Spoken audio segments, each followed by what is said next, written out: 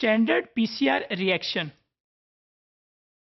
For preparing a standard PCR reaction of 50 microliter, if we see what are the main ingredients which are required to perform a PCR reaction, they can be 0.25 millimolar of each primer, 0.2 millimolar each of the DNTPs.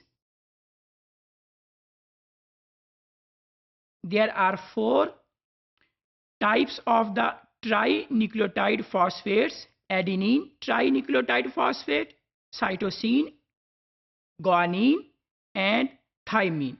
So 0.2 millimolar each of the DNTPs, 50 millimolar of KCl, 10 millimolar of tris, which is usually used as a buffer, 1.5 millimolar magnesium chloride, 2.5 units of the DNA polymerase, and 10 raised power 2 to 10 raised power 5 copies of the template. So these are the main ingredients and their amount which is required to perform a standard reaction of the PCR. The volume of the PCR reaction can be 50 microliter. But this is a standard reaction. There can be variation in each of these ingredients because sometimes we have to increase the amount of the DNA polymerase. Sometimes we have to increase the amount of the magnesium chloride.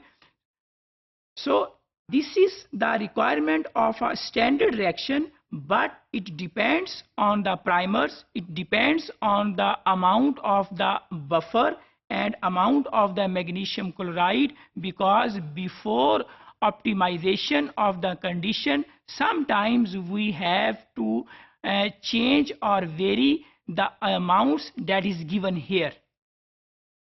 Once all these ingredients they are mixed, then there is the PCR temperatures. Because PCR consists of 3 steps. The first step is denaturation, second step is annealing, and the third step is extension. So during denaturation, double stranded DNA is converted into single stranded. That can be between 90 to 96 degrees centigrade.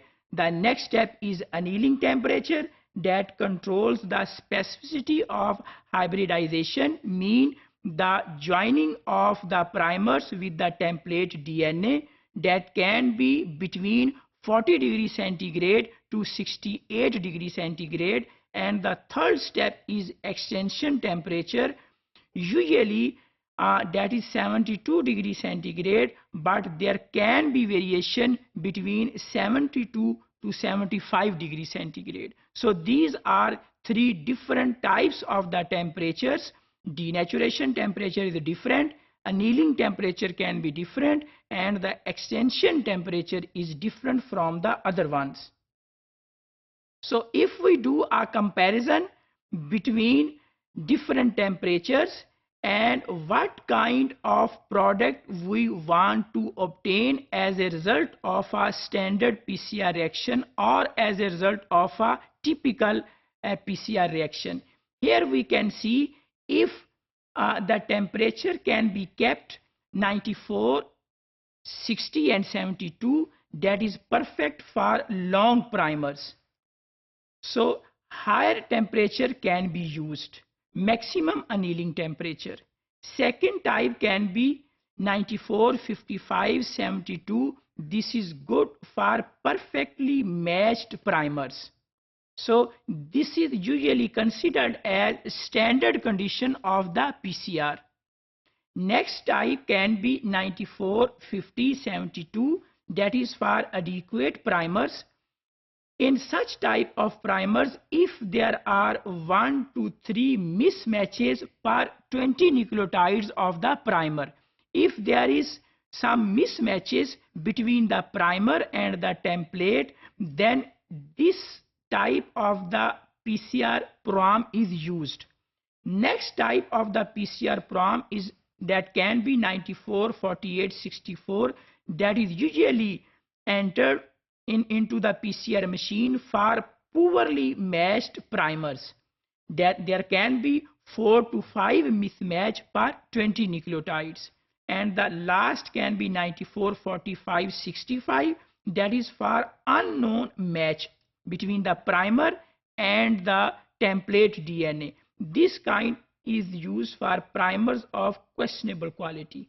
So these are some of the common temperatures which are used during the amplification of the DNA by considering what kind of reaction is being performed. Let's say if there is long primers, then the first option is adopted. And if there are some mismatches between the primers and the DNA, then we can use these kind of the programs in the PCR cycle. It depends on your requirement, and it depends what kind of amplification you are going to do.